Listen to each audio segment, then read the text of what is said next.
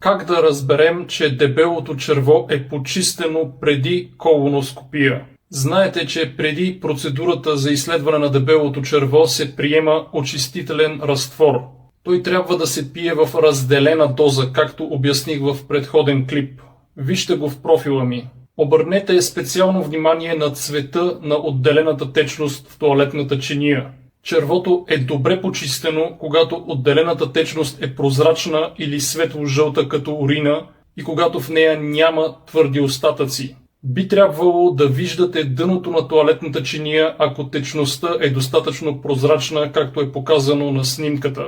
Ако течността не е прозрачна, е необходимо още време за почистване на червото. Ако течността е тъмна или с твърди частици, то червото не е почистено и колоноскопия не трябва да се започва на момента. Направете снимка с телефона на течността в тоалетната чиния и я покажете на лекаря. Ако не сте се почистили достатъчно, може би ще получите още лаксативи. За качественото провеждане на колоноскопия е нужно дебелото черво да бъде чисто. Иначе може да се изпуснат опасни полипи, които да продължат да се развиват към рак. Затова споделете тази информация с вашите приятели. Тя може да спаси живота им.